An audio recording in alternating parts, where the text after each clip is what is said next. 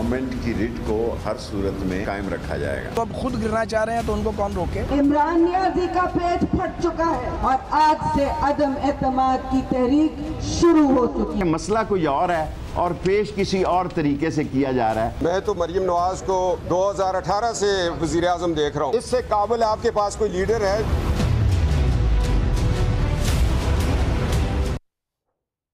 अस्सलाम वालेकुम, आप देख रहे हैं पाकिस्तान टुनाइट। मैं हूं सबर अब्बास। नाज़रीन, पाकिस्तानी रियासत, पाकिस्तानी मुल्क के लिए, इस कौम के लिए एक बहुत बड़ा चैलेंज जो है वो महंगाई से भी बड़ा चैलेंज है, जिसे हम कह सकते हैं मईशत से भी बड़ा चैलेंज है, सियासी बहरानों से भी बड़ा चैलेंज है। वो है मजहबी इंतहा पसंदी। और पाकिस्तानी रियासत जो है, यह कौम जो है, बार बार इसका सामना कर रही है, इसको फेस कर रही है और वक्त गुजरने के साथ साथ ये मामला बढ़ता जा रहा है। कलअदम TLP जो है वो 8 मरतबा इस्लामाबाद की तरफ मार्च कर चुकी है और हर मरतबा सड़कें बंद, लोगों की जो आज़ादी है नकलो हरकत की वो बंद हो जाती है हर तरह की। शायद इसमें TLP वाले समझ रहे हैं कि वो कोई दीन की खिदमत कर रहे हैं, हालांकि जितने भी लोग हैं इस मुल्क में सब ही आशिक रसूल हैं और सच्चे आशिक रसूल हैं। किसी की भी जो उसका मोहब्बत है सरकार दो आलम सल्लल्लाहु अलैहि वसल्लम की ज़ात अक़दस के साथ, उस पर कोई भी शक नहीं कर सकता। लेकिन यही हमारे मुल्क के अंदर जो आशिकान रसूल हैं उन्हीं को मुश्किल में डाल दिया जाता है हर मरतबा नामूस रसालत के नाम पर, हालांकि पाकिस्तान के अंदर ऐसा कोई मसला भी नहीं है। बहरहाल इस चैलेंज जो कि हर गुज़रते दिन के साथ पाकिस्तानी रियासत के लिए एक हर मरतबा नई सूरत में सामने आता है और ज़्यादा पहले से ज़्यादा दुशवार सूरत हाल में सामने आता है, इससे हमारी रियासतें कैसे निपटते हैं। आज कौमी सलामती कमेटी के प्लेटफॉर्म से हुकूमत और यानी सिविल और अस्करी क़यादत ने एक मुश्तरका मुतफ़िका पैगाम दिया है आज कलअदम TLP को भी कि किसी भी किस्म की जो रियासत की तरफ से मुज़ाकरात हैं या अब तक की जो नरमी है उसे किसी किस्म की कमज़ोरी ना समझा जाए। और ये कहा गया है कि कानून की अमलदारी में खलल डालने की मज़ीद रियायत नहीं दी जाएगी। और साथ ही साथ ये भी कहा गया है कि किसी किस्म की गैर आइनी बिला जवाज़ मुतालबात जो हैं वो तस्लीम नहीं किए जाएंगे। बड़ा क्लियर पैगाम आज दे दिया गया है रियासत की तरफ से। और अब सबसे बड़ा सवाल नाज़रीन यहाँ पे यह है कि ये सब होगा कैसे, किस तरह से इनको रोका जाएगा, मज़ीद खलल डालने से कैसे रोका जाएगा, कानून की अमलदारी जो है वो कैसे यकीनी बनाई जाएगी, ऑपरेशन करेंगे, क्या करेंगे, मुज़ाकरात होंगे। मुज़ाकरात इस वक्त भी हो रहे हैं लेकिन ज़ाहिर है उसमें जो मुतालबात हैं उनमें शायद रियासत को ना मान पाए। और इसमें अब देखना होगा किस तरह से निपटती है रियासत, ये हम डिस्कस करेंगे। और इस चैलेंज से हमने आगे चल के ये जो मुसलसल एक मुस्तकिल मसला बनता जा रहा है हमारा पाकिस्तान का, इससे कैसे निकलना चाहिए ये भी डिस्कस होगा। और नाज़रीन, हम बात करेंगे कि वज़रा जो हैं उनकी जो हुकूमत की पॉलिसी है वो एक आपकी यकजा पॉलिसी होनी चाहिए, रियासत की एक क्लियर पॉलिसी होनी चाहिए कि क्या करना है, कैसे करना है। यहाँ बड़ी कन्फ्यूजन है, एक वज़ीर कुछ बयान देता है, दूसरा कुछ और बयान देता है। और जो काफ़िला है इस दौरान वो बढ़ता जा रहा है, इस्लामाबाद की तरफ गुजरात के पास पहुँच चुका है। बहरहाल वक्त कम है रियासत के पास रिस्पॉन्ड करने के लिए, जल्द बड़ा फैसला करना होगा, अहम फैसले करने होंगे किस तरह से निपटना है इस मसले से, मुज़ाकरात से या सख्ती से। और नाज़रीन, हम बात करेंगे बलूचिस्तान में अब्दुल कुद्दूस बजिंजो जो हैं वो वज़ीर आला बन गए हैं। 39 वोट उन्हें पड़े और बिला मुकाबला वो मुंतखब हो गए, कोई मुकाबले में भी नहीं आया उनके, उन्होंने हल्फ उठा लिया है। लेकिन अब जो बलूचिस्तान से तब्दीली का सफ़र शुरू हुआ है, क्या ये पंजाब की तरफ आएगा? चूँकि बिलावल भुट्टो जरदारी मुसलसल इस बात पर जोर दे रहे हैं कि तहरीक अदम एतमाद लाकर इस गवर्नमेंट को हटाना चाहिए और पंजाब से तब्दीली का आगाज़ होना चाहिए। क्या नून लीग इस पीपल्स पार्टी की तजवीज़ पर दोबारा से कोई गौर करेगी, रिविजिट करेगी इस पॉलिसी को, या मुमकिन नहीं है ऐसा? हमें प्रोग्राम में ज्वाइन करें इस्लामाबाद स्टूडियो में शेख वकास अकरम साहब, साबिक वज़ीर हुकूमत और सियासतदान हैं, हमें प्रोग्राम में ज्वाइन कर रहे हैं।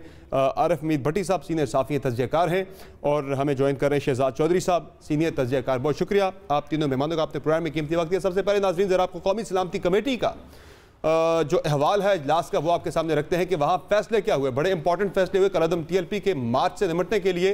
तो आज इस कौमी सलामती कमेटी के इजलास में ये कहा गया कि एक तो उसमें TLP एहतजाज के दौरान अवाम की जानो माल को नुकसान पहुँचाने पर गहरी तशवीश का इजहार किया गया है। तहम्मुल का मतलब हरगिज़ कमज़ोरी ना समझा जाए और पुलिस को जानो माल के तहफ़्फ़ुज़ के लिए दिफा का हक़ हासिल है, यह कौमी सलामती कमेटी के एलामिया में बताया गया है। और कानून की अमलदारी में खलल डालने की मज़ीद कोई रियायत नहीं दी जाएगी, ये वार्निंग जो है आज दे दी गई है सिविल अस्करी क़यादत की जानिब से। और रियासत आइन और कानून के दायरा कार में रहकर मुज़ाकरात करेगी और किसी किस्म के गैर आइनी और बिला जवाज़ मुतालबात तस्लीम नहीं किए जाएंगे। अब ये सब कुछ जो कहा जा रहा है कि ये नहीं होगा, वो नहीं होगा, ये कैसे होगा, मुमकिन कैसे होगा?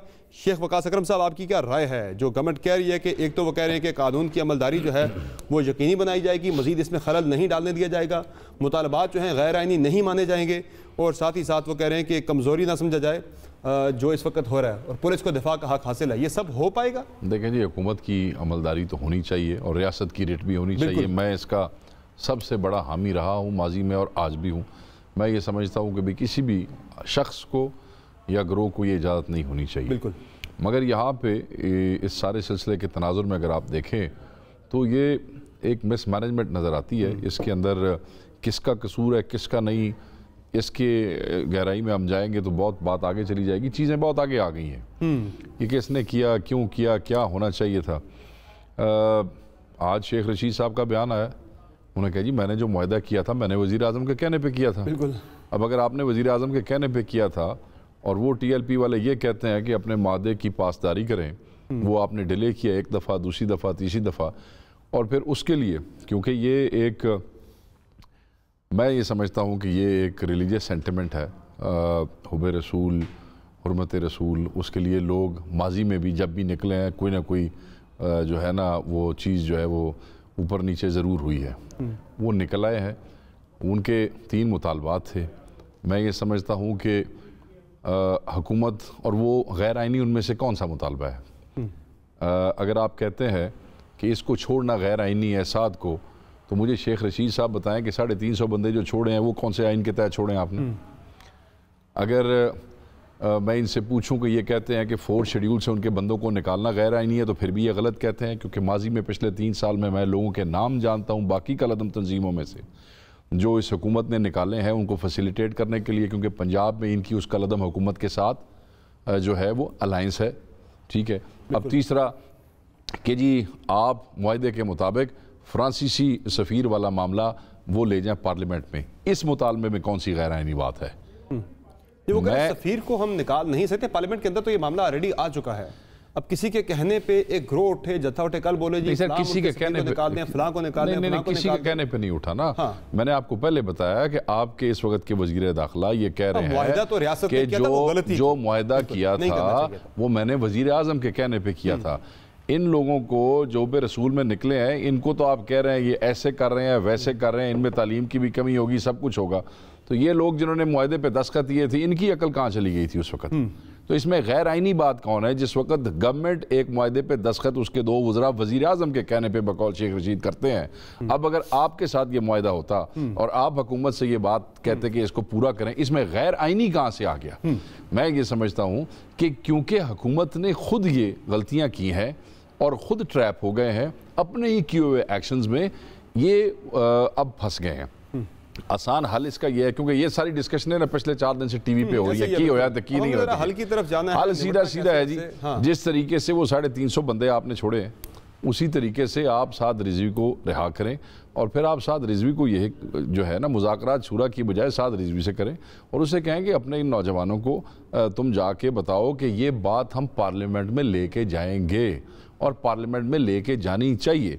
इसलिए लेके जानी चाहिए कि शेख साहब कह रहे थे पार्लियामेंट में आएगा तो अपोजिशन जो है ना वो रुकावटें, अपोजिशन एक्सपोज हो जाएगी, ले जाओ पार्लियामेंट, नून लीग एक्सपोज हो जाएगी, इधर सुने पीपल्स पार्टी एक्सपोज हो जाएगी। ये जो सारे इश्क रसूल में मरने के लिए बयान देने के लिए तैयार हो जाते हैं, ये जिस वक्त पार्लियामेंट में जाएंगे हर चीज दूध का दूध और पानी का पानी हो जाएगा। ले जाइए। PTI के लिए ये पॉलिटिकली कोई गलत चीज नहीं होगी। मैं तो इसको मजहबी मामला समझता हूँ, मैं अपनी अकल के मुताबिक। मगर PTI के वज़रा बार बार कह रहे हैं सियासी मामला, सियासी मामला, सियासी मामला है, तो ले जाओ पार्लियामेंट में, और पार्लियामेंट में जब ले जाओगे तो उसके बाद आपके मुखालिफिन के पास कोई वो नहीं रह जाएगा।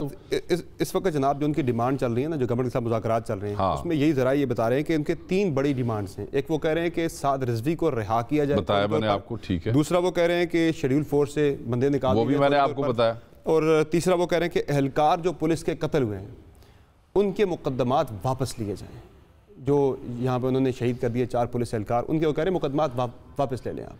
तो उसका वो सारा मामला देखिए, मैं आपको बात बताता हूं। सफीर वाला मामला इतना ज्यादा डिस्कशन में नहीं है, वो डिबेट अब गवर्नमेंट ज्यादा मना रही है, सफीर यहाँ पे है ही नहीं ऑलरेडी, हालांकि वहां से देखिए मैं ये समझता हूँ जो बंदा ना हक मारा गया है उसका मुकदमा तो चलना चाहिए, मगर शहादतें तो दोनों तरफ से हैं। मेरी उनके एक दो लोगों से बात हुई है, वो कहती है भाई अगर साथे पर्चे हैं तो फिर जेडे साडे बंदे शहीद हुए इन्होंने भी पर्चे दो।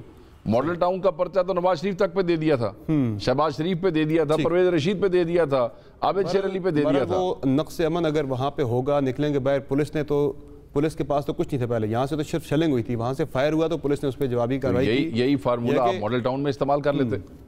सही, यही फार्मूला मॉडल टाउन में इस्तेमाल कर लेते। उसकी चीखें आज तक क्यों है? वहां से तो फायरिंग नहीं हुई थी ना, फायरिंग यहाँ से हुई थी। ना ना ना ना ना ना, ना ये रिपोर्ट आप पढ़ें, उस रिपोर्ट को आप पढ़ें, अंदर बाहर से फायरिंग हुई हुआ, लेकिन यह कि इनिशिएट तो यहाँ के वहाँ पे पुलिस ने बहरहाल देखें दोनों तरफ से पाकिस्तानी, देखें दोनों तरफ से पाकिस्तानी शहीद हुए हैं, दोनों तरफ से मुसलमान। बात आपकी दुरुस्त है और मैं समझता हूँ कि हुकूमत इसको प्यार से डील दोनों तरफ कर रहे हैं, इसको प्यार से डील करें। अच्छा, आपकी क्या राय है इस पे आरिफ मीर भट्टी साहब? अब गवर्नमेंट के लिए कितना मुश्किल होता जा रहा है, हर गुजरते दिन के साथ वहाँ से डिमांड्स भी बढ़ती जा रही हैं, और गवर्नमेंट के लिए डिमांड्स पे वो बड़ा क्लियरली कह रहे हैं कि किसी भी किस्म की गैर आइनी जो है वो डिमांड किसी की नहीं मानी जाएगी। तो फिर मुज़ाकरात में क्या दे सकती गवर्नमेंट उन्हें जिसपे लगे हम ये एक्सपेक्ट करें कि ये बात मसला ख़त्म हो जाएगा वक्ती तौर पर वो भी? अच्छा, बिस्मिल्लाहिर्रहमानिर्रहीम। समर बदकिस्मती है, हुकूमत ने पावर तो ले ली, पहले दिन इन्होंने अपनी जिम्मेदारियां नहीं दी, इनके मसाइल कोई और हल करता रहा। आज ये नौबत आई कि ये अपने मसाइल हल करने के काबिल नहीं रहा। काश इन्होंने हुकूमत खुद बनाई होती और अपने मसाइल खुद हल किए होते। आप फरमा रहे हैं, वो कह रहे हैं आइन और कानून के मुताबिक हुकूमत चलाई जाएगी, तो पहले आइन और कानून के बगैर हुकूमत चला रहे थे। पहले ये बता दें, 3 साल आपने बगैर आइन की हुकूमत चला रहे हैं, बगैर कानून की चला रहे हैं। मुतालबात नहीं माने जाएंगे, गैर आइनी को चैलेंज नहीं किया जाएगा, इसका मतलब है 3.25 साल नहीं। ओ भाई मेरे 5 दफा इनसे मुतालबात करके मुआहदा कर लिया है। फिर वो किनसे मुआहदा किया था? आप तो कह रहे हो टीटीपी तरीके तालिबान पाकिस्तान के 80,000 शहीद जिन्होंने किए हैं हम उन्हें भी माफ कर रहे हैं। तो मेरे भाई बगैर रिट की हुकूमत चलाई जा रहे हो, बगैर इंजन की गाड़ी चलाई जा रहे हो। अल्लाहू गनी यार, आपके प्रोग्राम में तो आज मेरी बड़ी इंफॉर्मेशन में इजाफा हुआ। दूसरी बात, गुजारिश ये है, अगर ये एक वजीर सब कुछ कहते हैं, दूसरे वजीर सब कुछ कहते हैं, तीसरे वजीर सब कुछ कहते हैं, अगर हुकूमत को खुद ही नहीं पता हमने करना क्या है तो मैं और आप क्या कर सकते हैं? बिल्कुल मेरे भाई, ये वही तरीके तालिबान है जिसमें शाह महमूद कुरैशी ने जाके शिरकत की थी, जिसके लिए इमरान शेख रशीद ने बयान दिया था पूरे मुल्क को जला दो, आग लगा दो, पता नहीं क्या क्या करो। गालबन जब रोड ब्लॉक कर देखें, ये तो किसी भी तरीके से मुनासिब नहीं है फ्रांस में कोई गुस्ताखी और अपने ही भाइयों के लिए तोड़ फोड़ करो, पुरतशद्दद की गुंजाइश तो है ही नहीं ना एहतजाज की, इसमें दो राय कोई नहीं है। लेकिन जब मेरा ख्याल है, क्या नाम है आजकल यार, इमरान खान साहब, सॉरी वज़ीर आज़म पाकिस्तान, उन्होंने जब लॉन्ग मार्च किया था मेरी आंखों के सामने लाहौर से निकले थे और इसी जीटी रोड से गए थे। उस वक्त भी रोड बंद हुआ था, उस वक्त भी एम्बुलेंस फंस गई थी, उस वक्त भी बच्चे रास्तों में रो रहे थे, उनके पेट्रोल खत्म हो गए थे, औरतें चीख रही थी कि आज हमें सरहदीस सुनाते हैं कि आप नबी पाक मोहम्मद सल्लल्लाहु अलैहि वसल्लम ने फरमाया रास्ता ना बंद करो, जंग से आ रहे थे। 126 दिन डी चौक में रास्ता किसने बंद किया? समर मुझे नाम याद नहीं आ रहा, मेरी रहनुमाई करें जरा यार, किसने नाम याद किया? मुझे याद नहीं आ रहा, कोई रास्ता बंद था इस्लामाबाद। कौम को याद है, अलबत्ता प्रोग्राम देखने वालों को याद है। वो किसने बंद किया? तालिबान को माफी देने को तैयार थे महीना पहले। अच्छा, ये तो है। अब भट्टी साहब होना क्या चाहिए, जरा हल बताएं ना सारे मसले का। चले ये तो सब हो गया कि किसने क्या किया, जरा हल बताएं अब क्या होना चाहिए, बेहतर हल इसका निकलना है हमने इससे बाहर, वो भी आर्जी तौर पे निकलेंगे, मुस्तकिल हल पे भी हम बाद में बात करेंगे। जरा देखिए, गुजारिश ये है कि मैं कह रहा हूं पुरतशद्दद एहतजाज खुद एक क्राइम है, इसमें दो राय है ही कोई नहीं। बिल्कुल ठीक बात। फिलहाल इनसे मुज़ाकरत करे, आलम दीन बुजुर्गों को डाले, आलम दीन डालें, मुख्तलिफ तबका फ़िक्र के उलमा भेजें और इसको मुज़ाकरत करके ख़त्म करें। जहाँ तक फ्रांसीसी सफ़ीर है, मेरा ख्याल है वो वापस नहीं जाना चाहिए, इस तरह इन्हें जत्थे को नहीं। लेकिन यही जत्थे जब 2014 में गए थे तो नवाज शरीफ और आसफ अली जरदारी सब कहते थे जत्थे फैसला नहीं करेंगे। आज ये कह रहे हैं ये मकाफात अमल है, इस हाथ दे उस हाथ ले। ये कोई लंबी कहानी नहीं है, 2014 में चले जाए, उसकी मैंने ट्रांसमिशन और पूरा पूरा दिन की है। तो बेहतरीन हल ये है कि इसमें अना और जिद की बजाय डिसइंफॉर्मेशन फैलाने की बजाय, इंफॉर्मेशन की बजाय जो मिनिस्टर डिसइंफॉर्मेशन कर रहा है उन्हें इस्लाह करनी चाहिए। उस वक्त वो जिया के मुशर्रफ के तर्जुमान थे, खुदारा टकराव की तरफ ना जाएं। इसमें जो बात भट्टी साहब आप कर रहे हैं, बिल्कुल मैं आपसे एग्री करता हूं कि जो हैंडलिंग है रियासत की, पहले मैं पंजाब गवर्नमेंट की हैंडलिंग की बात करूंगा कि वहां से जब आपने पिंडी में सेम ग्रुप है, यही करदम टीएलपी है, पिंडी में इन्होंने जुलूस निकालने की इजाज़त मांगी, इजाज़त नहीं दी गई। लाहौर में इजाज़त मांगते वहाँ इजाज़त दे दी जाती है, जब जुलूस निकालने की इजाज़त दे दी गई, वही लोग जाके बैठ के मस्जिद रहमतुल्लाह आलमीन के बाहर के भाई अब हमने धरना देना और यहाँ से जाना है इस्लामाबाद की तरफ, उन्हें इकट्ठा होने क्यों दिया?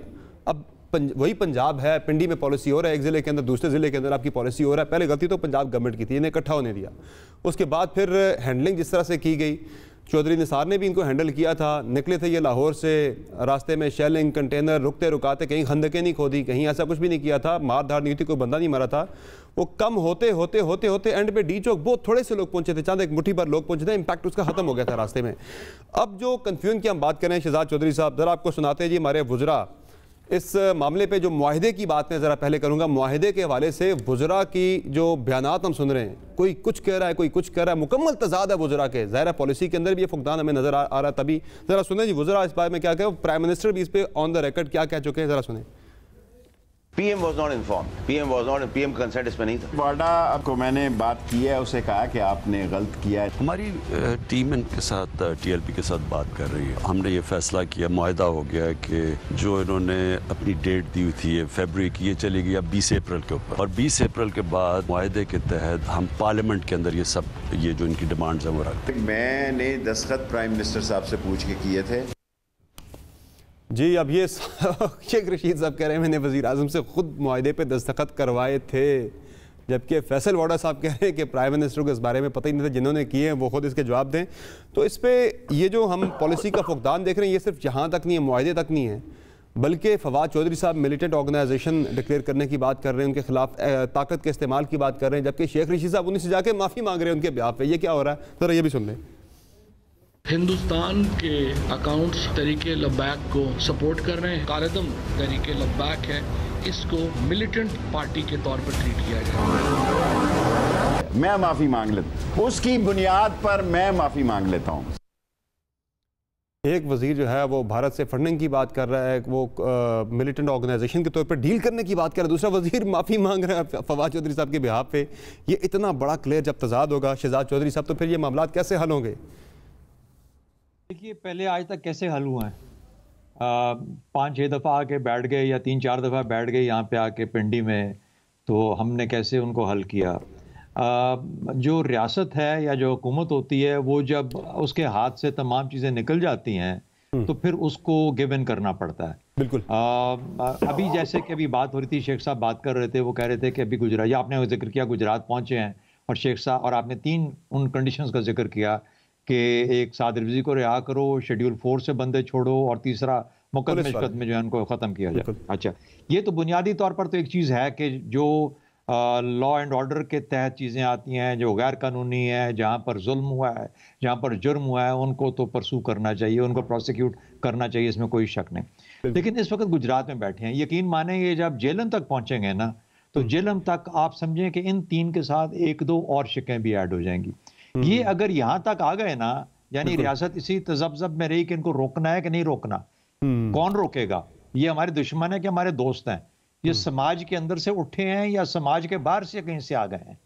अच्छा, और अगर समाज के अंदर से उठे हैं, अगर ये एक ऐसा नारा लेके चल रहे हैं जो कि लोगों के जज्बात को टच करता है, अगर ये इस किस्म के आपके, ये टीटीपी नहीं है मिसाल के तौर पे, ये लश्कर जंगी नहीं है मिसाल के तौर पे, तो फिर आपको एक मुख्तलिफ अंदाज, मुख्तलिफ तरीका अपनाना पड़ेगा। पहली बात यह है कि ये हर साल नवंबर में या अक्टूबर में या मई में क्यों ये मसले होते हैं?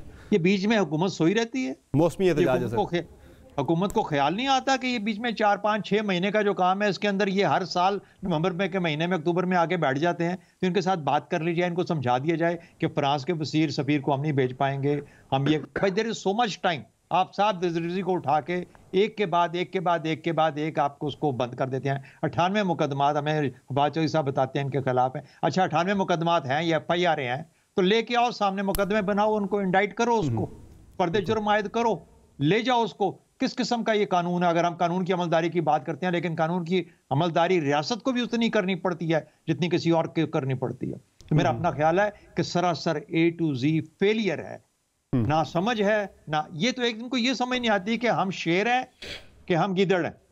हम शेर हैं तो अगर यानी हम अगर इमरान खान के टाइगर हैं तो हमें तो मुख्तलिफ तरीके से बात करनी चाहिए।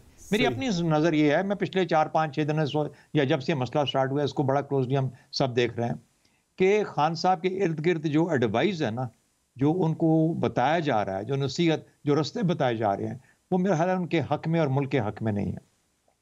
पाकिस्तान के इस वक्त खतरात बाहर से, TTP रोजाना आपकी सरहदों के ऊपर कोई ना कोई आती है, कुछ ना कुछ कर जाती है, आपके अंदर कुछ कर जाती है, आपकी पुरानी एजेंसियों में कुछ हो रहा है। चे जाएगा कि आप मुल्क के अंदर एक और नई आग छेड़ लें, किसकी छेड़छाड़ है भाई? ये अगर हुकूमत ये देख रही है कि एक आग बनने जा रही है तो उस आग को तो बुझाने की जरूरत है। आप अपने 10 फ्रंट नहीं खोल लेते, पर हुकूमत तो पता नहीं कितने फ्रंट खोल चुकी है। तो मेरा अपना ख्याल जो इसका हल यही है कि बातचीत हो। जिस एंगल से भी देखें, बात सुन, मैं बात मुकम्मल कर लूं, जिस एंगल से भी देखो, आपको इसके अंदर ना लायकियां ना अहलियां और बिल्कुल लैक ऑफ स्ट्रेटजी और लैक ऑफ समझ नजर आती है। somehow I don't know क्यों। अगर आप सवाल ये पूछते हैं मुझसे कि अच्छा आज इन लोगों ने ये जो आज हुआ था NSC, तो उसमें क्या हुआ होगा? अल्लाह करे कि इमरान खान साहब के अलावा भी वहां पे कोई बोला हो, और अगर बोला हो तो कोई वर्ड्स ऑफ विजडम दिए हो कि मियाँ साहब अपने लोग हैं, हमारे अपने 4 लोग हैं, इनके साथ ठंडा करके एक बात करें अच्छे तरीके से। आज गिवन करना पड़ेगा, आज गिवन करना पड़ेगा, लेकिन आगे आने वाले वक्त में दोबारा जाए उनके पास और जाके उनसे लड़ेंगे तो पागल होंगे। अगर लड़ेंगे तो पागल होंगे, इससे बड़ी बेवकूफ़ी और हो कोई नहीं सकती। बिल्कुल सही है। ज़ाहिर है वो जो निकले हैं लोग वो बड़े जुनूनी हैं, वो शायद गोली भी खा लेंगे, पीछे नहीं हटेंगे। मामला ऐसा सेंसिटिव मामला उन्होंने जो है, मामला ऐसा सेंसिटिव है कि इस पर शायद कोई पीछे ना हटे। वो उन्हें जो बताने वाले हैं, जो उन्हें लीड करने वाले हैं, इतना ज़्यादा उन्होंने उनके जो जहन और दिल हैं अपने कंट्रोल में ले लिए हैं कि लोग पीछे हटने को तैयार ही नहीं है। हमारा रियासत को आर्जी तौर पर तो शायद उनसे मुज़ाकरात करके निकलना पड़े इस मामले से, लेकिन आइंदा के लिए हमें इसका मुस्तकिल हल निकालना है। कन्फ्यूजन की जो बात हो रही है जी, ये बयान आपने सुन लिए हैं सारे, कोई कुछ कह रहा है कोई कुछ कह रहा है, ये इस तरह मामला हल होते हैं क्या? नहीं, वो नहीं होते।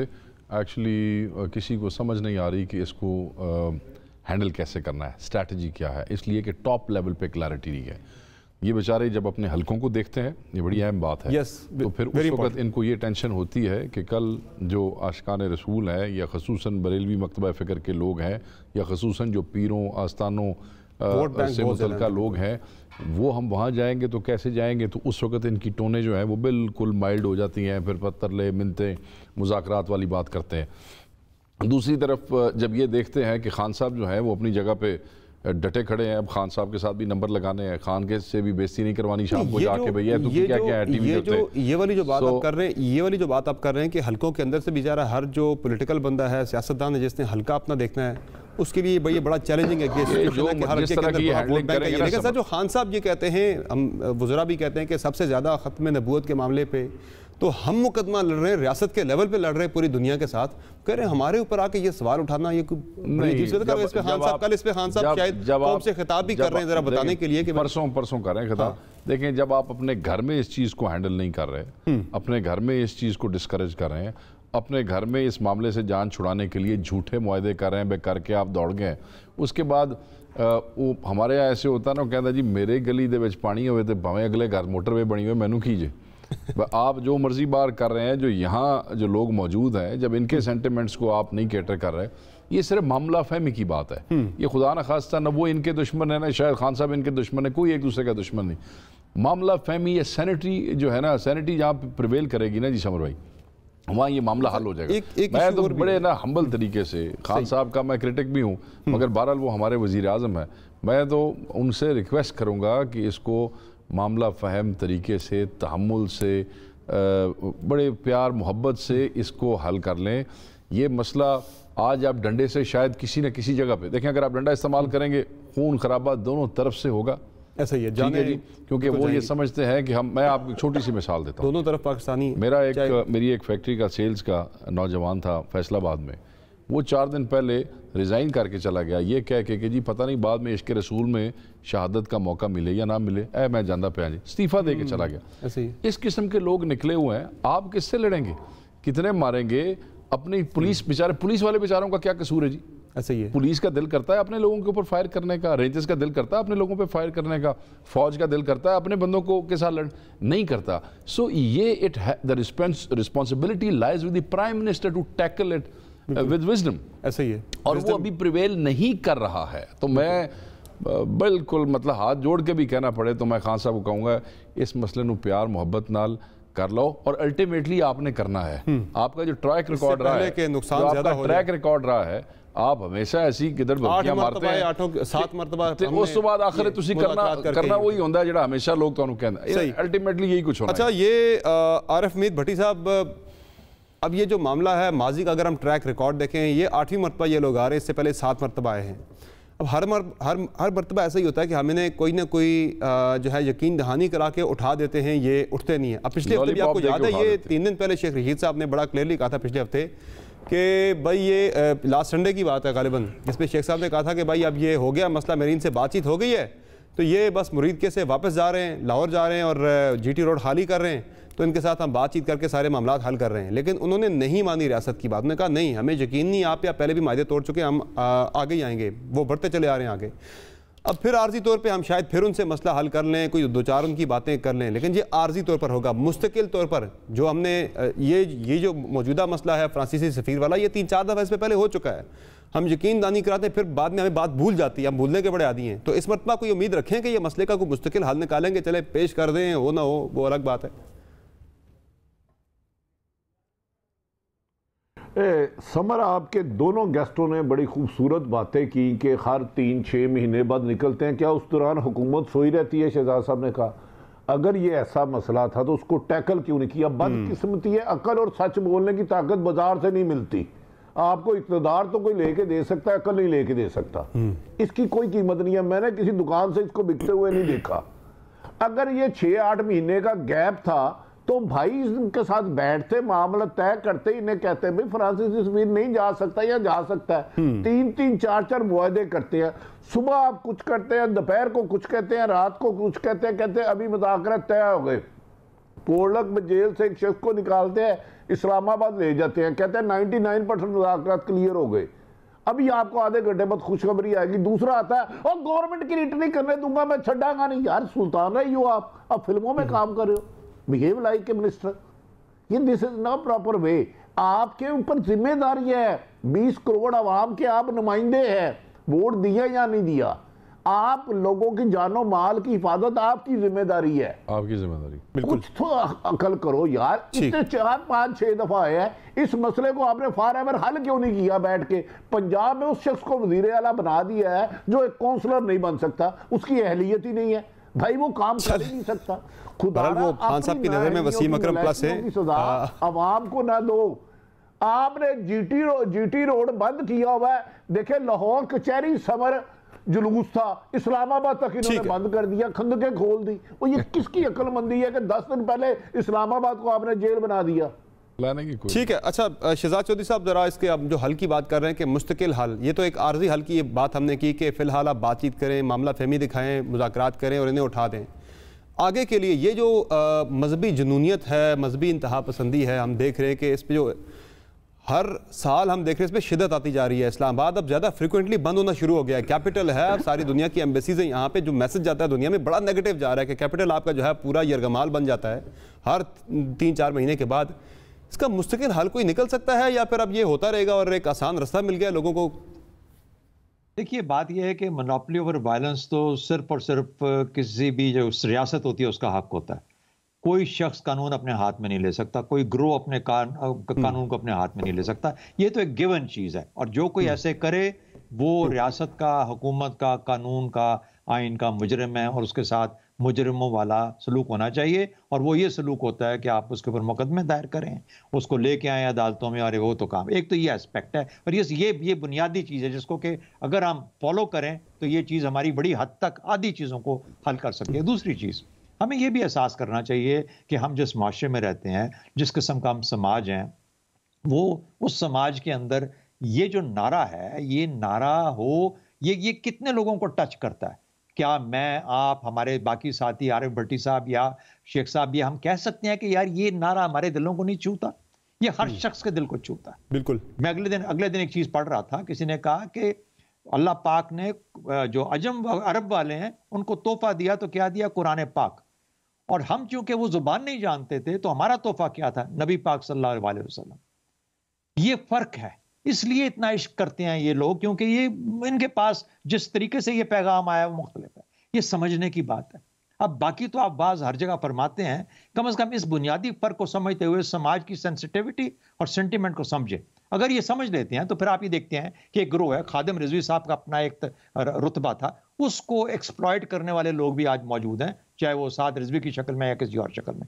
उसको कानून के साथ, तरीके के साथ, प्यार के साथ, शेख साहब ने आपको बताया गद्दियां पूरे पंजाब में फैली हुई, लोग बरेलवी फिरके के जो लोग हैं वो आम तौर पे इन तमाम, तो ये सारे का सारा आपके पास एक मवाद अवेलेबल, ये उनको इस्तेमाल करें। चे जाए कि मैं इस्लामाबाद में बैठ के रोज एक प्रेस कॉन्फ्रेंस करूं और रियासत जो है वो ये, अरे भाई रियासत के साथ साथ एक माशरा भी है जो आपकी जिम्मेदारी में दिया गया, इस माशरे को समझना भी आपका काम है। तो मेरा ख्याल ये है कि हमें ठंडे वक्त में बैठ के इस वक्त मामले को सुलझाएं, जिसका भी सुलझता है ठंडे वक्त में बैठ के उनके साथ बैठे, उनको बोलें कि बेटा पाकिस्तान मेरा और तुम्हारा एक ही है, और इसकी ये मजबूरियां हैं, ये लिमिटेशंस हैं, और आपको इन मजबूरियों को मद्देनजर रखते हुए अपनी चीज को आप परसू करें, जिससे हम सब के सब आशिकाना रसूल हैं। हम उसका शो नहीं करते जिस तरीके से आप सड़कों पे आके शो करते हैं। ये क्या तरीका है शो करने का? सड़कें बंद करना किसका हक है? लेकिन अगर आप मौलाना फजल रहमान के लिए सड़कें बंद कर सकते हैं, अगर आप इमरान खान के लिए बंद कर सकते हैं, अगर आप पीडीएम के लिए रास्ते बंद कर सकते हैं और शहर बंद कर सकते हैं, तो फिर इनका क्या कसूर है यार? लोग सवाल पूछते हैं इस चीज का। समर ठीक, तो कहने की बात यह है कि थोड़ा सा वी गॉट टू बी रियासत। यहाँ सारा वायलेंस का मामला है, वो कोई पेट्रोल डीजल के कंटेनर वगैरह भी वो ड्रम भी लेके हैं साथ, वो इस तरह के जो अटैक्स वगैरह हुए पुलिस वालों पे, कोई पेट्रोल बम वगैरह फेंकने की बातें भी होती हैं। बहरहाल एक ब्रेक लेते हैं प्राइम में, और ये बात आज कौमी सलामती कमेटी के प्लेटफॉर्म से भी आई कि रियासत के ऊपर किसी किस्म का शक ना किया जाए गवर्नमेंट की नीयत के ऊपर ख़त्म नबूवत के मामले पर, कि हुकूमत तो इस मामले को इंटरनेशनली जो है टेकअप कर रही है। ख़त्म नबूवत के वाले से एक अथॉरिटी भी यहाँ पे वज़ीर-ए-आज़म कहते हैं हमने कायम कर दी है। इतना ज़्यादा वो कह रहे हैं कि हम इस मामले को खुद टेकअप कर रहे हैं, तो किसी और को इतनी ज़्यादा फिक्र होने की ज़रूरत नहीं है कि रियासत इस मामले पे बहुत ज़्यादा विजिलेंट है, ज़्यादा इसको ज़्यादा केयर के साथ देख रही है इस मामले को। बहरहाल एक ब्रेक लेते हैं और इसी चीज़ पर ब्रेक लेंगे कि गवर्नमेंट को यह मामला जो है सेंसिटिव मामला है, इसे मामला फहमी के साथ इस मसले को हल करना होगा, ना सिर्फ आर्जी हल इसका बल्कि मुस्तकिल हल भी इसका निकालना होगा। इस पर हम मज़ीद बात भी करेंगे और एक ब्रेक लेते हैं, ब्रेक से वापस आएंगे।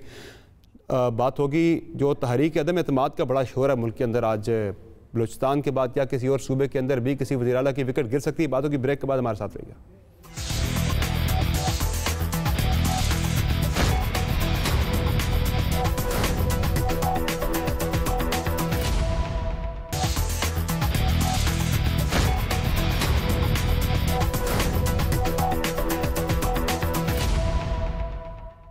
वेलकम बैक द शो नाज़रीन। बात अब हम करेंगे, अब मुल्क में एक तरफ तो हम देख रहे हैं कि मजहबी जो जमात है कलदम तहरीक लब्बैक पाकिस्तान, वो इस्लामाबाद की तरफ बढ़ रही है, तो दूसरी तरफ एक तब्दीली का भी एक सिलसिला जो कि शुरू हुआ है बलूचिस्तान से, वो भी अब पीपल्स पार्टी उसे इस्लामाबाद की तरफ लाना चाह रही है पंजाब के रास्ते। तो क्या ये मुमकिन हो पाएगा? आज शहरी रहमान साहबा ने भी कहा, बड़ा प्रोटेस्ट हुआ आज सिंध के अंदर महंगाई के मामले पर, बैड गवर्नेंस के ख़िलाफ़। उन्होंने कहा कि हुकूमत के खिलाफ अदम एतमाद का सिलसिला शुरू हो चुका है। ज़रा सुनिए। इमरान नियाज़ी का पेज फट चुका है, सिलेक्टर की बैसाखी भी चली गई और आज से अदम एतमाद की तहरीक शुरू हो चुकी है। अवाम ने अपने हाथ उठा लिए हैं जी, और ये कह रही है कि अवाम ने अदम एतमाद शुरू कर दिया, और बिलावल भुट्टो जरदारी भी बार बार इस पर बात करे पंजाब के अंदर तहरीक अदम एतमाद जो है वो लाई जा सकती है इमरान खान की हुकूमत को कमज़ोर करने के लिए, प्राइम मिनिस्टर की, कि उन्हें सिर्फ इस्लामाबाद तक महदूद कर दी जाए, उसके बाद अगले मरहले में इस्लामाबाद में तहरीक अदम एतमाद प्राइम मिनिस्टर के खिलाफ लाई जाए। लेकिन ज़ाहिर है मुस्लिम लीग नून जो है वो इस चीज़ को नहीं मान रही, इस चीज़ पर बिल्कुल एग्री नहीं हो रही। आरिफ मीर भट्टी साहब, ये जो अदम एतमाद की बड़ी बातें हो रही हैं, आज बलूचिस्तान में देखें कदूस बजंजो साहब वज़ीर आला बन गए हैं और हल्फ भी उठा लिया उन्होंने। यहाँ पंजाब के अंदर कुछ ऐसा चांस आपको नज़र आ रहा है या फिर बहुत मुश्किल है ऐसा, चूँकि नून लीग तो किसी सूरत नहीं मान रही, पीपल्स पार्टी की बड़ी मर्जी है कि पंजाब के रस्ते इस्लामाबाद पे यलगार की जाए, सियासी यलगार? अच्छा समर, एक तो मुस्लिम लीग नून दो हैं मेरी इतला के मुताबिक, मैं तो उसी पे कायम रहूँगा जो मेरी इन्फॉर्मेशन है, इख्तलाफ राय सबकी हक है। एक है मरियम और एक है शहबाज शरीफ साहब। बिल्कुल। दूसरी बात, जो पीपल्स पार्टी ने 13 साल जो आला कारकर्दगी की, जो सिंध में समुंदर की नहरें भाई, हाँ वहाँ अदम एतमाद नहीं आना चाहिए। वहाँ ना महंगाई है, ना बेरोजगारी है, ना लाकानूनियत है, ना इंसाफी है। वहाँ तो यार आइडियल है, वो अनबिलीवेबल। मैं पता चला है कि ओबामा भी कराची में आके रहना चाह रहा है, कह रहा है कानून की हुक्मरानी तो सिंध में है। सऊदीया मोहम्मद बिन सलमान भी कराची आना चाह रहा है। चलो खैर इसको भी छोड़ देते हैं, वो उनकी मर्जी आए ना आए, क्योंकि रास्ते में धरना ना कहीं हो। दूसरी बात देखिए, अदम एतमाद, नो कॉन्फिडेंस उस वक्त आना है जिस वक्त इशारा होगा। बलूचिस्तान हो गया था, जितना फर्क कमो बेशतर नंबर गेम का पंजाब में है उतना ही वफाक में है। बिल्कुल। चंद रोज कबल आपने खालिद सदीकी और ख्वाजा इजहार का सुना था कि हम हुकूमत का साथ छोड़ सकते हैं। जब साईं कहेंगे अदम एतमाद आ जाएगा, मैं चैलेंज दे रहा हूँ, आ जाएगा, इशू ही कोई नहीं है। लेकिन फिलहाल साईयों ने फैसला नहीं किया, ये मैं आपको बात बता रहा हूँ। अदम एतमाद इशू नहीं है, पीपल्स पार्टी नहीं चाहती। जहां इधर इधर पंजाब में 6 बंदे हैं अदम एतमाद के लिए उछल के आ रहे हैं, और भाई 54 गालबन कौमी असम्बली में उधर अदम एतमाद लाओ। हाँ नहीं, वो कह रहे हैं रास्ता, वो रूट की बात कर रहे हैं कि पंजाब के रास्ते इस्लामाबाद आने हैं। नहीं, वो पंजाब के रास्ते बाया बठंडा क्यों जाते हैं जब सीधा फ्लाइट कराची से इस्लामाबाद लैंड कर रही है? वो सिर्फ नून लीग को चेक करना चाह रहे हैं, क्योंकि मरियम नवाज नाहल है, इमरान खान और नवाज शरीफ नाहल है। मरियम चाहती है अदम एतमाद ना आए। अगर अदम एतमाद आएगा तो सारा बेनिफिशरी शहबाज और हमजा होंगे। मैं इनसाइड खबर दे रहा हूँ, इसको चैलेंज भी कर रहा हूँ। वो बिलावल भुट्टो ज़रदारी आपको याद है भट्टी साहब एक मौके पे कह भी चुके हैं। बिल्कुल आपकी बात से मैं एग्री करता हूँ, आपकी खबर से बिल्कुल मैं एग्री करता हूँ कि बिलावल भुट्टो ज़रदारी आपको याद है एक मौके पे सवाल में कह भी चुके हैं कि अगर हमजा शहबाज बन जाते हैं पंजाब के वज़ीर आला और शहबाज शरीफ प्राइम मिनिस्टर, तो मरियम को क्या एतराज़ होगा। वो एक तंज़ो मज़ाक में जो है ना वो ये बात कर भी चुके हैं। इसमें कोई शक ही नहीं। मुझे पता है चौधरी परवेज लाई साहब के कितने बंदे हैं। पीटीआई के लाहौर के 2 वजीर अगली दफा पीटीआई का टिकट ही नहीं लेंगे। जंगीर तरीन के पास 35 से ज्यादा लोग हो गए हैं, लेकिन ये उस वक्त तक नहीं होगा जब तक आपके शहर में बैठे कुछ लोग या आपके पड़ोसी शहर में, जुड़वा शहर में से कोई बात ना आएगी। ये पीपल्स पार्टी खून गर्म करने का एक बहाना रख रही है। उन्हें एनआरओ मिल चुका हुआ है। आसफ जरदारी पे कहाँ मिला एनआरओ? वो इधर यहाँ पे बेनामी अकाउंट कहाँ? यहाँ तो उनके केसेस जो हैं उन पे क्या फर्द जुर्म लग रही है, उन पे केसेस तो चल रहे हैं, कहीं पे किसी केस में रिलीफ नहीं मिला। वो कह रहे हैं कि हमारे साथ तो बड़ी सख्ती हो रही है एहतसाब की, हमारा बड़ा सख्त एहतसाब हो रहा है, कड़ा एहतसाब हो रहा है, कहीं रिलीफ नहीं मिला। बहरहाल मैं इस पे दोबारा तो भट्टी साहब इस पे नहीं, सिर्फ 30 सेकंड। शेख साहब भी बैठे हैं, शहजाद साहब भी बैठे हैं। मौजूदा वजीर आज़म के मुताबिक सारी अपोजिशन करप्ट है। मुझे शरीफ फैमिली या नवाज शरीफ जरदारी फैमिली का एक बंदा बता दे जो इस वक्त जेल में है किसी केस में, करप्शन में, एक बंदा बताए। ठीक है शेख साहब, ये जो बातें हम सुन रहे हैं, बड़ा शोर है, सिंध से उठ रहा है। बिलावल भुट्टो ज़रदारी कह रहे हैं कि तहरीक अदम एतमाद अब आनी चाहिए फौरी तौर पे, पंजाब के अंदर भी, इस्लामाबाद के अंदर भी। ये जो भट्टी साहब कह रहे हैं कि ये लहू गर्म रखने का है, एक बहाना होना कुछ भी नहीं है, सब किसी इशारे के मुंतज़र ही होते हैं। मैं भट्टी साहब से एग्री करूंगा। देखें, इलेक्शन में वैसे क्योंकि 2 साल या 1.5 साल का अरसा, तकरीबन 1.5-2 साल का रह गया, इश्यूज़ इनके पास ख़त्म हो गए हैं। महंगाई वाले इशू को भी ये सही तरीके से हाईलाइट नहीं कर सके। शेख साहब ये पहले भी हो सकते हैं। 2022 के हवाले से कुछ उड़ती खबर आई है कि इलेक्शन कमीशन के हुकाम को कहीं से बताया गया कि आप तैयारी अपनी पूरी रखें 2022 में इलेक्शन की, इंतज़ामात मुकम्मल करें। 22 में है, मगर वो एक खबर चंद महीने पहले, 2-1 महीने पहले निकली और अभी तक इस्लामाबाद के ड्राइंग रूम्स में डिस्कस होती है, मगर मुझे अभी ऐसा कोई मामला कोई नहीं नज़र आ रहा। अर्ली नहीं, एहतियातन बताया गया इलेक्शन कमीशन को कि तुझे तैयारी रखो अपनी, हो सकता है तैयारी रखनी चाहिए। खान साहब नहीं करना चाह रहे, उन्हें सूट नहीं करता ऐसा। बहरहाल बात अदम एतमाद की है। मैं ये समझता हूँ कि अदम एतमाद के लिए नंबर्स तो इनके पास बहुत सी जगहों पर पहले दिन से पूरे थे, कौमी असम्बली से ले के पंजाब तक, मगर ये पार्टियाँ एक जगह पर इकट्ठी ही नहीं हुई। जब गवर्नमेंट बन रही थी तो उस वक्त भी इनके पास अगर ये इकट्ठे हो जाते और कमिटमेंट के साथ उसको फॉलो करते, उस वक्त वैल्यू नहीं थी। अभी भी हर पार्टी के अंदर इनके अपने वेस्टेड इंटरेस्ट हैं, इनके अपने एजेंडाज हैं। जैसे भट्टी साहब ने कहा, कोई चाहता है कि मेरी पार्टी में उसको वो बेनिफिशरी ना हो, दूसरे चाहते हैं मेरी पार्टी में वो करते कराते मुझे तो फिल वक्त ना पंजाब में और ना सिंध में किसी भी किस्म का, और ना कौमी असम्बली में किसी भी किस्म का आदम एतमाद इस वक्त होता हुआ नज़र आ रहा है। बलूचिस्तान की सिचुएशन एक और है, उसको हम पंजाब के साथ या इस्लामाबाद के साथ कंपेयर नहीं कर सकते हैं।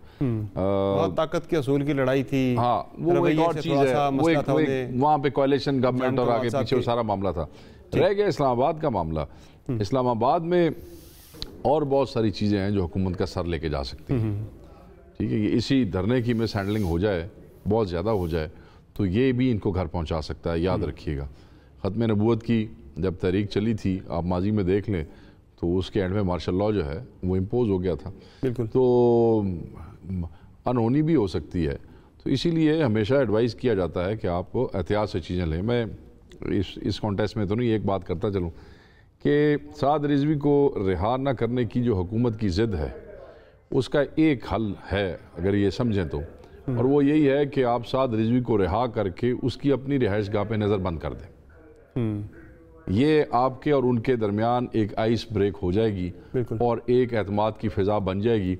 उसके बाद साथ भी बैठ के अपनी जमात को बेहतर तौर पे हैंडल कर सकता है। ठीक, शूरा की निस्बत साथ बेहतर हैंडल कर सकता है। यहाँ पे सबसे बड़ा मसला हैंडलिंग में यही है, जो आपने बिल्कुल दुरुस्त बात की कि समझ नहीं आ रही कि कौन किससे डीलिंग करनी है, बात किससे करनी है। निचले ये 30 ईयर से जाके ऐलान हुआ है एहतजाज का और लॉन्ग मार्च। तो वो आप अगर कर दें, उसको रिहा करके उसके घर में ही या उनके हुजरों में, जहाँ पे मस्जिद में, वहाँ अगर आप नज़र बंद करना चाहें, तो एक अच्छा तीसरा रास्ता ये निकल सकता है। इसको सोचे ज़रूर हुकूमत, क्योंकि इसके कोई और फिर या नहीं करना है या करना है, और दोनों सूरतों में काम खराब है। ठीक, शहजाद चौधरी साहब, आपकी क्या राय है? ये कोई तब्दीली देखी जा सकती है? जो सफ़र बलूचिस्तान से शुरू हुआ है, ये बलूचिस्तान में ही रुक जाएगा या फिर वह पंजाब इस्लामाबाद आ सकता है? कुछ ऐसी पॉसिबिलिटी है? देखिए, जैसा मैं एग्री करता हूँ अपने दोनों साथियों से, बलूचिस्तान का जो सफ़र है वो बलूचिस्तान तक ही महदूद है। उसकी वजूहात और थी, उसकी ज़रूरियात और थी, उसकी डायनामिक्स और थी। अब वो अगले 1.25 साल ये जो हुकूमत बनेगी बजिंजो साहब की, ये क्या कारनामे दिखाती है अगले 1.25 साल में, मुझे समझ नहीं है। यानी जो 3.25 साल में नहीं हुआ, ये 1.25 साल में क्या करेंगे? तो बाहर सूरत 500 अरब का बजट है जो कि पड़ा हुआ है, बहुत सारा पड़ा होगा, कुछ और अगले साल और भी मिल जाएगा, ज़्यादा मिल जाएगा। तो फिर देखें कि फिर क्या इससे ये अगले इन 2 सालों में क्या कमाल दिखाते हैं। एक तो ये एस्पेक्ट है, इसलिए बलूचिस्तान का सफ़र बलूचिस्तान में ख़त्म हो जाएगा और वहीं तक रहना चाहिए। जहाँ तक बाकी पीपल्स पार्टी का तल्लक है, पीपल्स पार्टी अपने तौर पे जिस तरह कह रहे हैं कि धूम धड़क्का मचा रही है, क्या मचा रही है? वो कभी सखर में बैठते हैं, उनको अपना घर है, उन्होंने उनके पेट भरे हुए हैं, उनका हर चीज़ ठीक है। सियासी तौर पर बात कर रहा हूँ, खुदा न खास्ता मैं किसी कोई और सेंस में बात नहीं कर रहा, लेकिन ये है कि उनको कोई मसला नहीं है, ठीक है। मसला असल में देखिए बड़ी बात क्या है मेरी नज़र में, और ये दोनों मुझसे बड़े सियासी गुरु हैं, ये हमें बताना चाहिए कि PMLN हो या PTI हो, ये 2 बड़ी पार्टियां नहीं, ये मैटर करती हैं बेसिकली। ये 2022 में इलेक्शन होना चाहेंगी हों या 2023 में इलेक्शन हो, और 2022 में इलेक्शंस जो होंगे उनकी क्या मारूजात, क्या ज़मीनी हक़ाइक़ होंगे, और 2023 वाले जो होंगे उनके ज़मीनी हक़ाइक़ क्या होंगे। तो इनको क्या चीज़ सूट करती है? क्या इमरान खान या PTI इसमें है कि अब तक जो हमने 3.25 साल कर लिया वो तो हमारे लिए सियासी कैपिटल तो सारा ख़त्म हो गया और बन नहीं रहा, और शायद ना भी बने। अभी ये धरना अगर खुदा न खास्ता हो जाता है, ये जो इनका लब्बैक वालों का, तो फिर और मसला पड़ जाएगा, फिर तो मसाइल और ज़्यादा बढ़ जाएंगे, फेलियर ज़्यादा रीइंफोर्स हो जाएंगे। तो उस सूरत में फिर अगर ये सब कुछ हो रहा है तो कोई उनको अभी से निकलवा दिया जाए। मुझे पता करके बताएं कि असल में इनको भिजवाया किसने हमारे से? ठीक, मतलब ये भी बड़ा, आप पहले तो 1-2 की बात करते थे ना कि यार ये पूछो देखो कोई एस्टैब्लिशमेंट तो नहीं है पीछे, या राना सनाउल्लाह साहब ने वहां से रोका नहीं, इनको भिजवा दिया वहां से, या कोई गया। सर, ये वाला सवाल शेख रशीद भी उठा रहे हैं। मैं जरा आपको शेख साहब का वजीर दाखिला भी इस बात पे हैरान है। और तीसरा एलिमेंट है यार, तीसरा एलिमेंट है इस दफा। जी, तीसरा एलिमेंट ये है कि किसी और ने अपने घर से ही तो नहीं उठा दिया, कैसी मुसीबत फंसे हैं, ऐसे बहाने सानू काट दो। सर, हमारे वजीर दाखिला भी इसी तजब्जुब का शिकार है, उन्हें भी समझ नहीं आ रही कि ये क्या हो रहा है।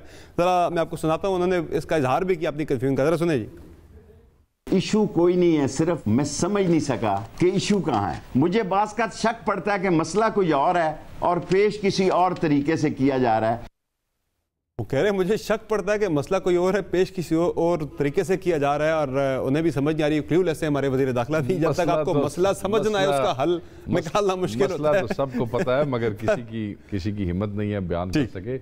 मैं ये समझता हूँ कि शेख रशीद साहब ने मसला जहाँ समझाना था उनको बता दिया है। ठीक है, इस मसले का हल सिर्फ और सिर्फ वज़ीर आज़म के पास है। ठीक है, वज़ीर आज़म पाकिस्तान अपना रवैया और अपने टैक्टिक्स जो है अगर वो ठीक कर लें तो उनको मसाइल कम। और सर इस पे एक चीज़ में और भी अप्रिशिएट भी करूँगा कि हमारी जो अपोजिशन की पॉलिटिकल पार्टीज़ है, किसी ने भी इस मामले पे कम से कम सियासत नहीं की, इसका फ़ायदा उठाने की सिचुएशन से कोशिश नहीं की, जबकि माजी में ऐसा होता रहा है।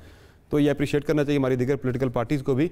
एक ब्रेक लेते हैं, ब्रेक से वापस आएंगे तो कैप्टन सफ्दर साहब के बारे में बात करेंगे कि वो किसे वज़ीर आज़म देख रहे हैं। बात होगी ब्रेक के बाद, हमारे साथ रहिएगा।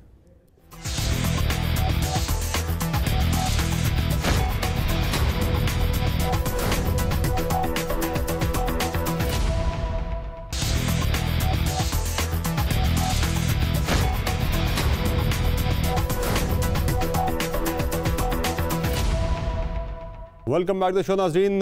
कैप्टन सफ्दर साहब जो हैं वो उनकी हिस्से मज़ाक बहुत अच्छी है या क्या कहा जाए, वो आज उनसे पूछा गया मरीम नवाज़ साहब के हवाले से कि उनकी वज़ारत उज़्मा के हवाले से पूछा गया, तो उस पर बड़ा दिलचस्प जवाब दिया कैप्टन सफ्दर साहब ने। ज़रा सुने जी। मैं तो मरीम नवाज को 2018 से वज़ीर आज़म देख रहा हूँ, बल्कि मैं तो जब से शादी हुई उसको वज़ीर आज़म ही देख रहा हूँ। इससे काबिल आपके पास कोई लीडर है मरीम नवाज के अलावा, ये बताओ जी। कैप्टन सफ्दर साहब तो मरीम नवाज साहिबा को वज़ीर आज़म देख रहे हैं। भट्टी साहब जब से